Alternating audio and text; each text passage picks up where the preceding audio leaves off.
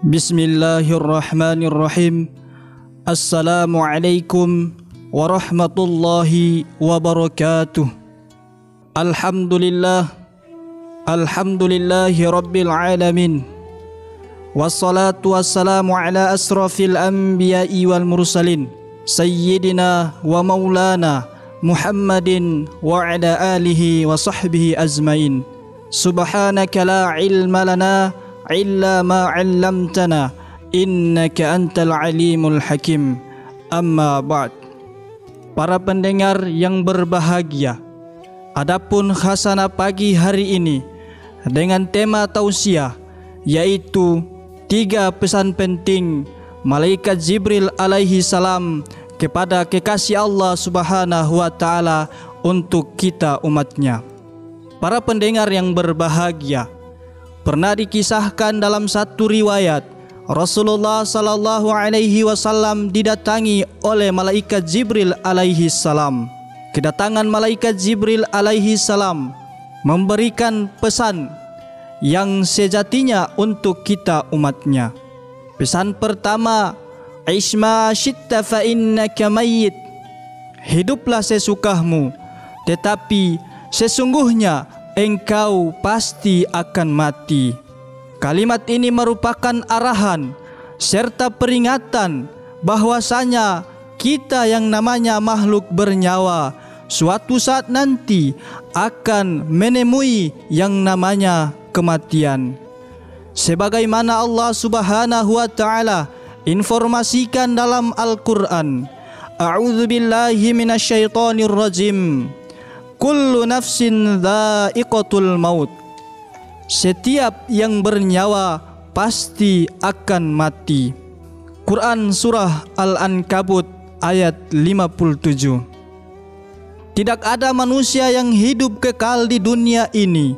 Semuanya pasti akan merasakan mati, baik itu anak kecil, anak muda, dan orang tua.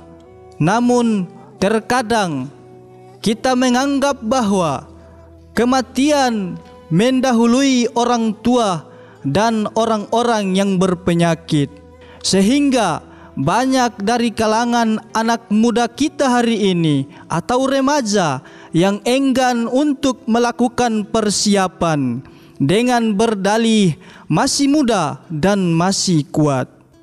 Padahal syarat mati tidak harus tua, sakit dan berpenyakit. Berapa banyak orang yang kita anggap sehat lantas terdengar kabar kematiannya.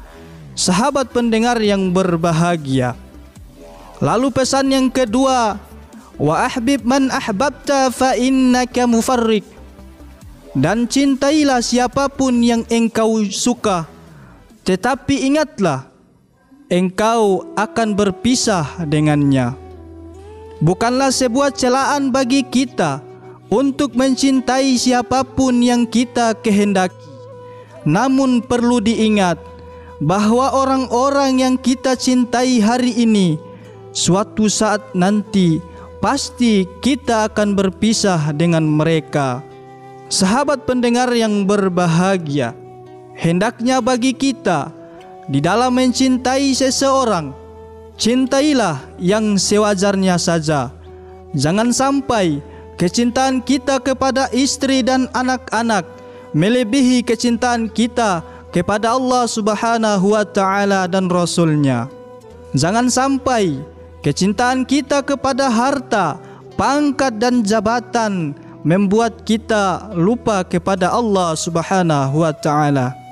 Karena salah satu ciri orang yang beriman adalah dia sangat mencintai Allah subhanahu wa ta'ala melebihi kecintaan dia kepada istrinya, anaknya, dan saudaranya. Dan nasihat yang terakhir, wa'mal ma syi'ta fa innaka mujziun bih. Dan berbuatlah sesukahmu, tetapi ingatlah, fa innaka mujziun bih. Sesungguhnya engkau pasti akan dibalas dengannya. Silahkan berbuat apa saja yang engkau kehendaki, tapi sadarilah bahwa kelak nanti Allah Subhanahu wa Ta'ala akan meminta pertanggungjawaban atas apa yang kita lakukan, entah itu kebaikan ataupun keburukan, yang kesemua itu akan dimintai pertanggungjawaban oleh Allah Subhanahu wa Ta'ala. Allah Subhanahu wa Ta'ala berfirman dalam Al-Quran, A'udzu billahi minasyaitonir rajim. Faman ya'mal mithqala dzarratin khairan yarah.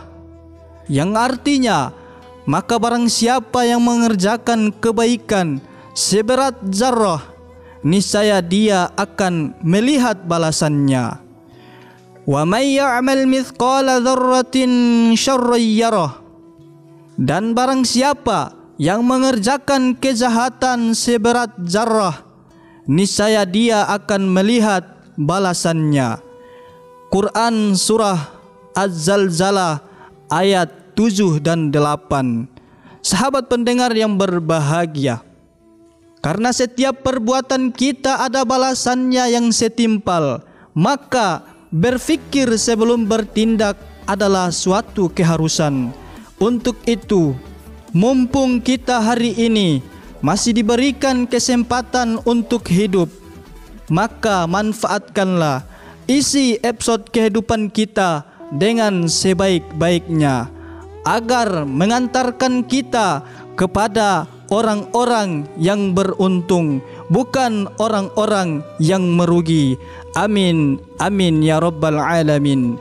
Demikianlah khazanah pagi kali ini. Saya Sandi Gosango, mahasiswa program studi ilmu Al-Quran dan Tafsir, Fakultas Usuluddin Adab dan Dakwah IAIN Ternate. Wa ma arsalnaka illa rahmatan lil alamin. Wassalamualaikum warahmatullahi wabarakatuh.